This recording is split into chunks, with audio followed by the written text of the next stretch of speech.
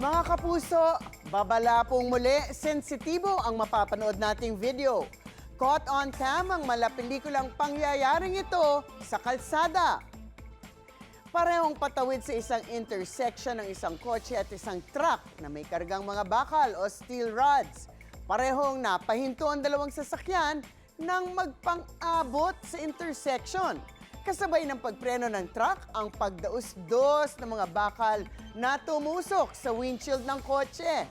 Napatakbo ang ilang motorista para tulungan ang mga sangkot sa insidente. Dalawa ang sugatan na ngayoy maayos na ang lagay. Pero wag mabahala, ang aksidenteng yan hindi po sa Pilipinas naganap, kundi sa Anatolia, Turkey. Pero paano nga kung dito mangyari? Yan ang ating pag-uusapan. Ask me, ask Attorney Gabby.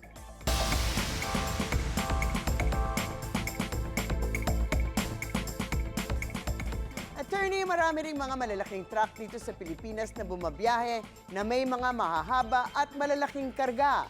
Ano ba ang sinasabi ng batas sa ganitong aksidente at may mga rule po ba sa pagsasakay o pag-transport ng mga ganitong klase ng kargamento? Well, hindi biro ang responsibilidad ng mga truck na may kargang mabibigat o delikadong materyales gaya ng bakal. And yes, maraming rules ukol sa pagsasakay ng mga mabibigat na kargamento. Una, sa Republic Act 4136, obligasyon talaga ng driver at operator ng sasakyan na siguraduhin na ligtas at maayos ang pagkakarga ng kanilang kargamento bago bumiyahe. Dapat hindi ito makakaabala o makakapahamak sa ibang motorista. Meron ding Republic Act 8794 o ang Anti-Overloading Act na nire-regulate ang weight na dala ng mga truck. Marami ding mga rule ang LTO, LTFRB at DPWH ukol sa tamang pag-secure ng mga kargamento, paggamit ng tamang lock kung container van ang involved, paggamit ng tarpaulin kung nagdadala ang truck ng buhangin o bato, kung minsan, alam nyo naman, hindi mabibigat at malalaking karga ang dala ng isang truck pero nakakadisgrasya. Yung maliliit na bato na lilipad habang mabilis ang takbo sa expressway, nakakabasag ng windshield. Meron ding requirements sa tamang kable na dapat gamitin kung ang kargamento ay mga troso o bakal. Pangalawa, alam naman natin ang pagpapabaya o negligence ay importanteng prinsipyo sa ilalim ng batas natin. Kapag napatunayang hindi sumunod sa mga regulasyong nabanggit natin, hindi nakasecure ng maayos sa mga bakal, halimbawa, walang tamang tali, kulang sa safety device o overloaded, nagkakaroon ng presumption sa batas na kasalanan ng truck ang aksidente at dapat managot ang driver at ang kumpanya ng truck sa danyos. Meron ding principle of law na tinatawag na res ipsa o loquitur o sa Ingles, the thing speaks for itself.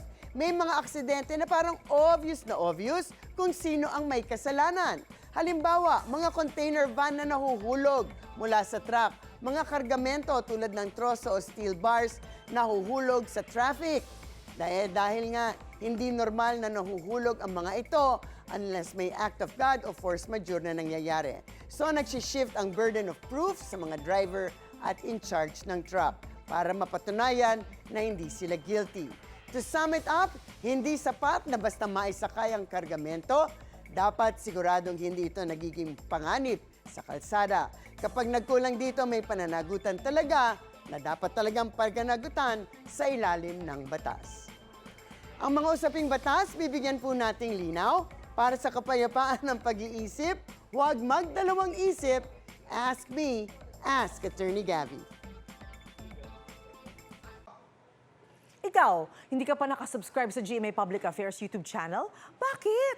Mag-subscribe ka na, dali na, para laging una ka sa mga latest kwento at balita. I-follow mo na rin ang official social media pages ng Unang Hirit. Salamat, Kapuso.